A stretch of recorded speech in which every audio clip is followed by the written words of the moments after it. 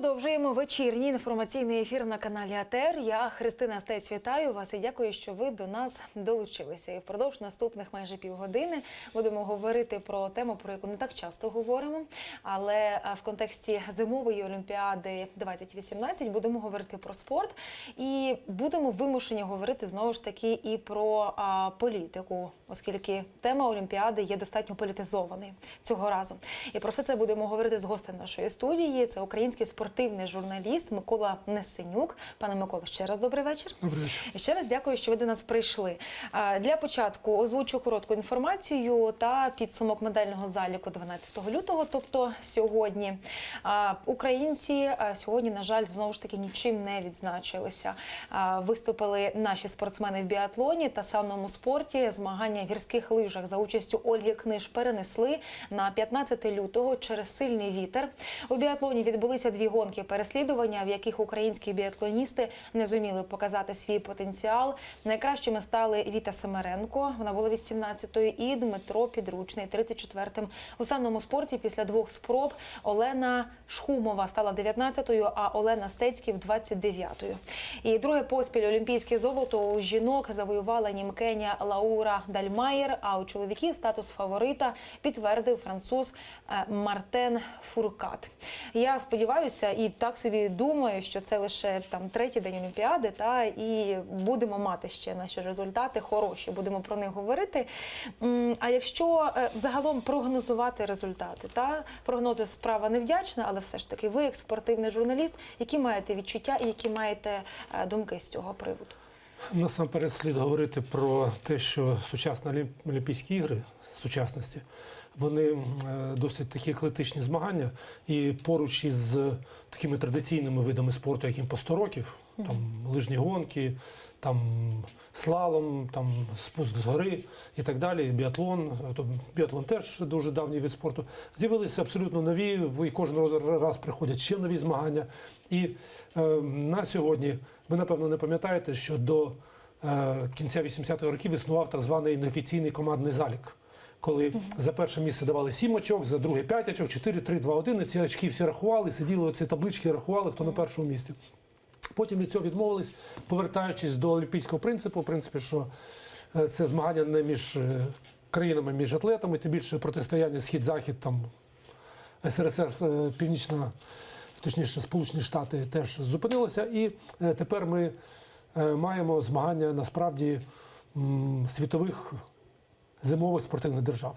Насамперед це звичайно скандинавські країни, насамперед Норвегія. Я прогнозую, що Норвегія збере найбільше нагород, в тому числі і золотих. Далі Фінляндія, Швеція, це скандинавські 3 країни, які будуть претендувати. Далі альпійські країни, це Франція, Італія, Німеччина, Швейцарія, Австрія і Словенія. От ці країни альпійські, сюди можна і Чехію віднести, їм пощастило, вже 2 медалі у них є. І північноамериканські країни, Сполучені Штати та Канада. І оце я окреслив практично всіх претендентів на нагороду. Може когось забув, може поляки десь щось виграють, може олімпійські атлети Росії так звані щось виграють, і ще хтось. Але згадайте, що 93 країни беруть участь.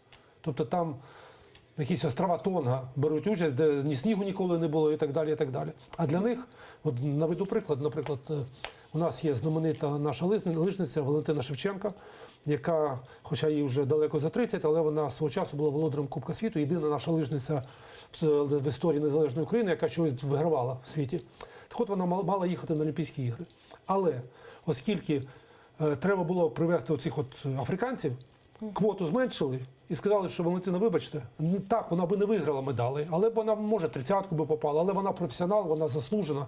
І замість неї дали місце отим західному Самоа якомусь там, чи там ще комусь. Оце, я вважаю, в цьому політизація ігор. Тому що заради цієї масовості втрачається спортивний принцип. В тих самих альпійських видах спорту лише по 4 спортсмени можуть брати участь у змаганнях від провідних країн. Реально в таких змаганнях беруть 7 і 8 спортсменів. Теж багато хто може, він би виграв медаль, а Він не поїхав, тому що немає місця. Ну і самі умови змагань, хто дивиться, бачить, що там відбувається, там вітер дме, там мороз страшний, скасовують змагання з гірських лиж уже третій день. Біатлон проходить в екстремальних умовах, ледь стрибки з трампліна не перервали і так далі. І запитуються, а навіщо було це все вести на край світу, коли в Європі чудова матеріальна база, і Франція, Ансі, містечко претендувало на, там вся інфраструктура є. Навіщо це було робити, навіщо мучаються всі найкращі спортсмени світу і беруть участь в цій лотереї, тому що це реальна лотерея, тому що не так подув вітер, спортсмен упав, куля улетіла кудись іще, на стрибках з трампліну теж подув вітер, і все, і людина 4 роки, ну є такі спортсмени, які все життя були чемпіонами, олімпійських нагород не отримали. І тому як шоу сприймати це, ну, в порівнянні з змаганнями, які проводяться в Європі, це теж не шоу. І тому я гадаю, що це місце задоволення амбіцій спортивних бюрократів, яких там більше, ніж спортсменів. І в тому числі, на жаль, Україна, тому що у нас бюрократів спортивних скільки завгодно, а спортсменів в зимових видах спорту, здатних на щось виграти, у нас немає. І не дарма сказав керівник нашого Олімпійського комітету, що ми взагалі не зимова країна.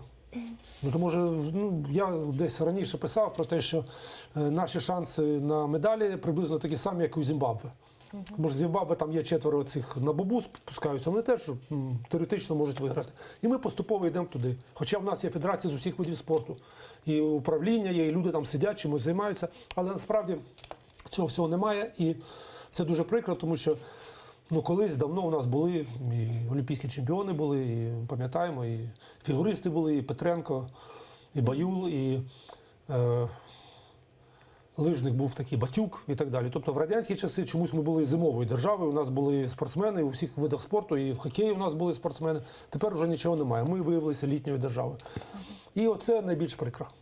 Зокрема, про це ви писали у вашій одній з останніх статей, яку я прочитала, і зацитую назву її, про те, що під нинішню зимову олімпіаду заклали 2 бомби.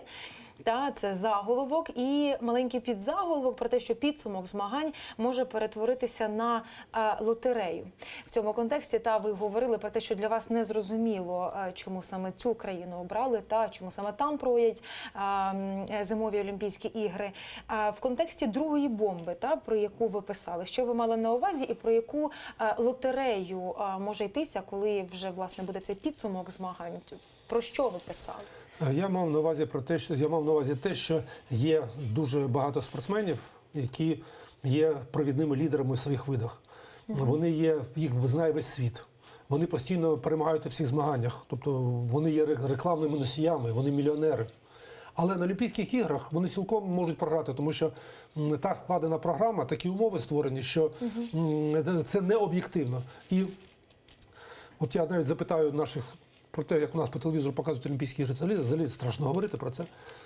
Ніхто не пам'ятає, хто минулого року виграв спринт в біатлоні. А виграв такий француз Джей, який ні до, ні після, просто так йому пощастило саме в цей день, отак подув вітер, і він вискочив і зайняв перше місце, став олімпійським чемпіоном.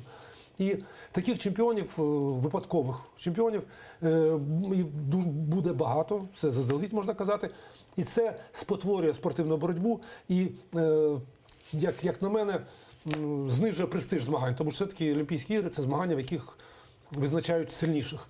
У давній Греції, давніх греків, які придумали Олімпійські ігри, взагалі там було 2 види – перегони на колісницях і біг. Все. І раз на 4 роки, але всі знали умови, всі були в рівних умовах, і 4 роки люди готувалися. Тут людина може готуватися 4 роки, вітер туди подув, там щось не сталося, і все пропало. Життя спортивне коротке. А щодо бомб, то це насамперед участь у змаганнях так званих олімпійських атлетів із Росії. Що зробив Олімпійський комітет? З одною рукою вони дискваліфікували команду Росії, а другою рукою вони допустили їх до змагань. І росіянам не звикати. Їм навіть зручніше, вони так гібридно беруть участь в Олімпійських іграх, без прапора, от як, Сірими чоловічками їх Да, вже да, прозвали да, через так. сіру форму. От. І або ви не допускаєте їх, все одно ж всі знають, що це росіяни. Все одно вони виступають, наприклад, команда в хокей грає. Всі ж знають, що це збірна Росії. Це ж не абсолютно неймовірно глупа ситуація, яка теж спотворює спортивну боротьбу, яка б не була Росія. Або ви її відстороняєте, і вона не бере участь за те, що вона заслуговує. А якщо ви вже допускаєте, то чому людина має виступати за свою країну в команді своєї країни без свого прапора? Тим більше, що як показує трансляції, хоча нібито забороняли і так далі, на трибунах повно російських прапорів з цими написами всіми. І то це залишиться такою плямою незрозумілою. Тому що коли в 80-му році команди теж країни бойкотували Московські Олімпійські ігри через Афганістан, може хто пам'ятає, це було давно, і багато, так само Великобританія бойкотувала ігри. Але Національний олімпійський комітет Великобританії вирішив посилати команду. І це була не команда Великобританії, а команда Олімпійського комітету Великобританії. Вони були під своїм все-таки прапором. Виступали під британським, так само італійці виступали. Ще японці, якщо ні, японців не було, і ще якісь країни теж виступали неофіційно, але під своїм прапором. Тут же, тоді давайте усіх прапори заберемо. От.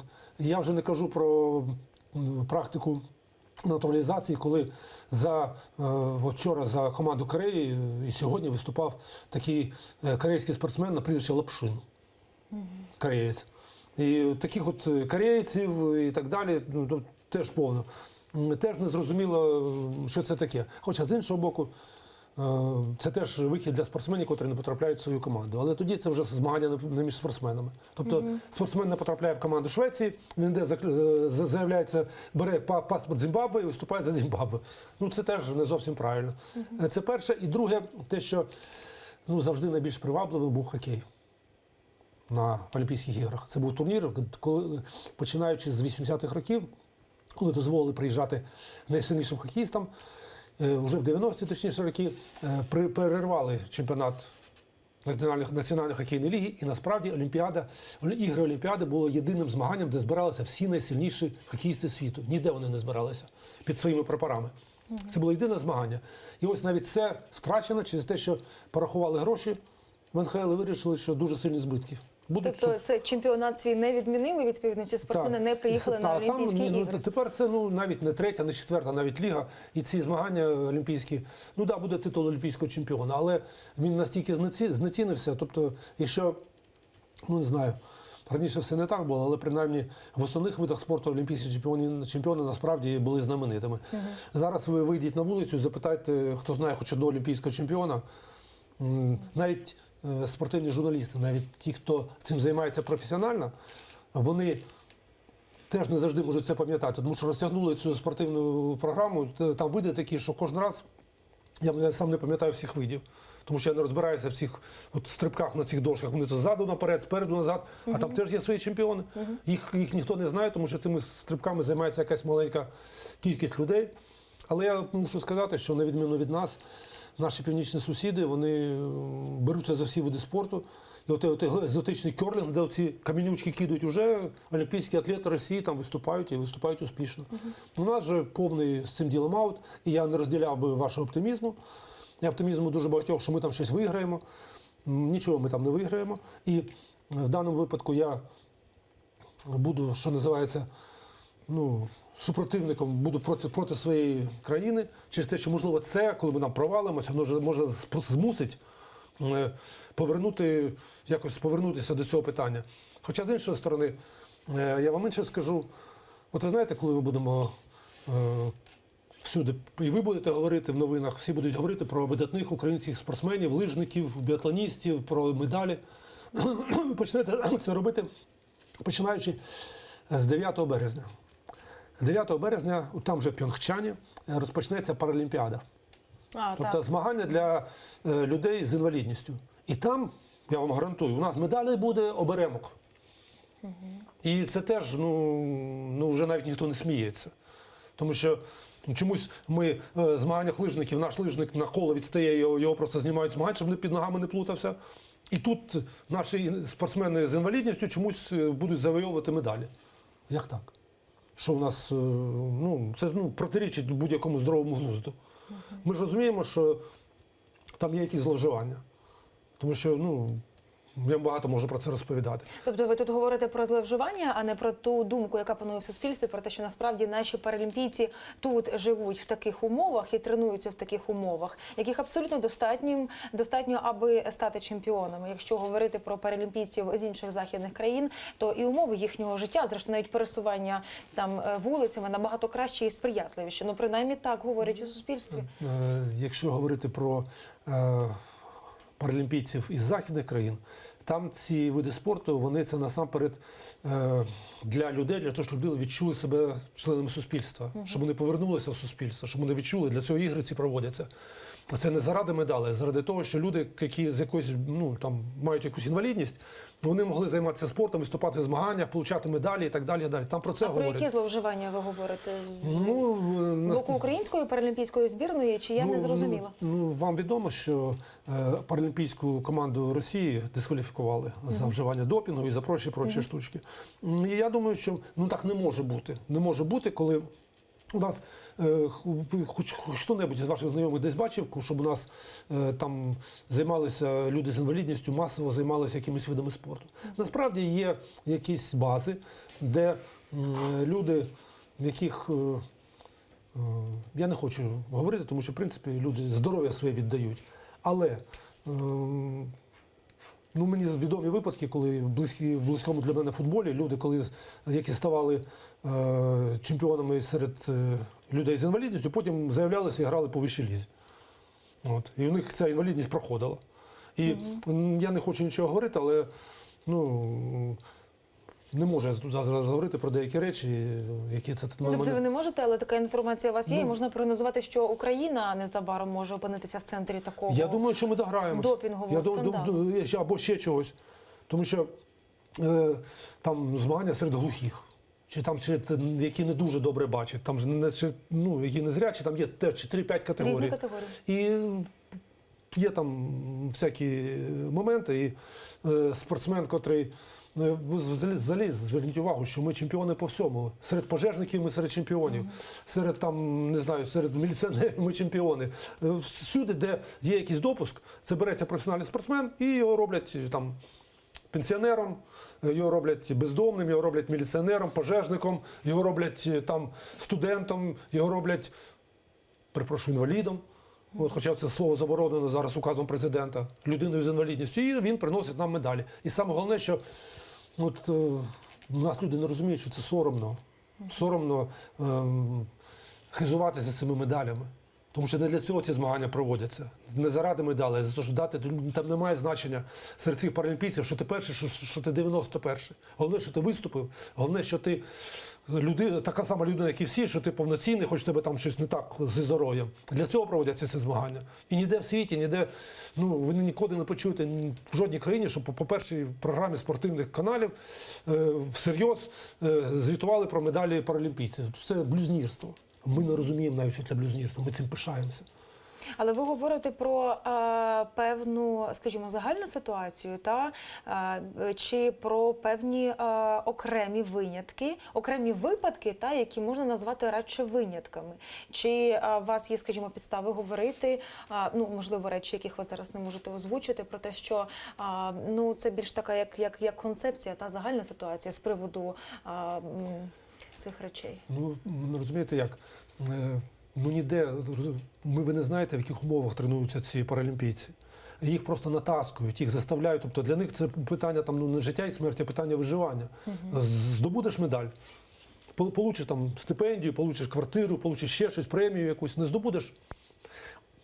Їхні паралімпійці – це забезпечені люди. В принципі, там нормально всім пенсій вистачає. Там вони про це не думають, вони думають, як самоствердитись. Ні, я кажу зараз про певні випадки махінації, які ви, власне, сказали. Я думаю, що я не дуже цього не хотів би, але повірте, що багато часу не пройде, і поруч із Китаєм і з Росією, яких на цьому ділі вже кілька разів взяли, якщо наші не перестануть перемагати в цих змаганнях, з великим відривом. Я думаю, що там будуть українці. Тому що просто так не може бути. Просто це протиприродньо. Протиприродньо, коли в країні, де немає умов для змагань нормальним спортом, Як це так? Нормальні люди не можуть займатися. Ми сюди скиглимо, що у нас немає спортивних майданчиків, у нас немає басейнів, ковзанок, того, у нас нічого немає. А для людей з інвалідністю у нас є. Та покажіть мені, де воно у нас є. Покажіть, поведіть мене, хай мене цей депутат, що на колясці їздить, хай мене повезе і покаже, де у нас масово займаються люди з інвалідністю фізкультурою і спортом. Я хочу подивитися, де це є. У мене є купа знайомих людей з інвалідністю, які, ми знаємо, які у них проблеми, їм не до того.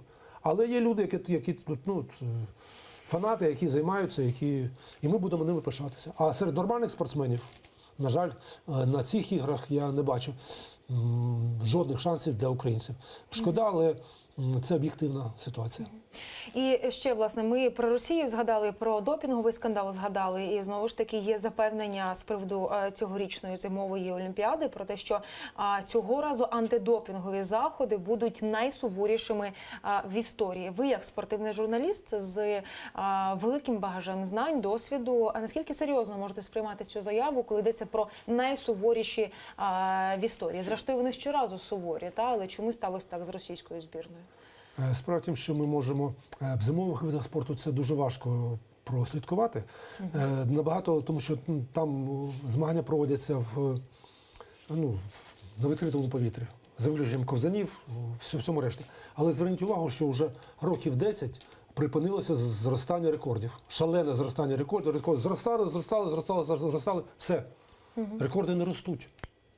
Не ростуть рекорди. Все, то росли, тепер чомусь не ростуть. Навпаки, зараз би люди, котрі виступали 20 років тому, не всі були б чемпіонами. Це означає, що вже так відверто ніхто не користується допінгом. Але слід сказати ще одну річ, що стимулятори були, є і будуть, і ними будуть користуватися. І питання в тому, це як боротьба з наркоманією. Дуже з нею борються багато років, дуже зручно бути борцем наркоманії.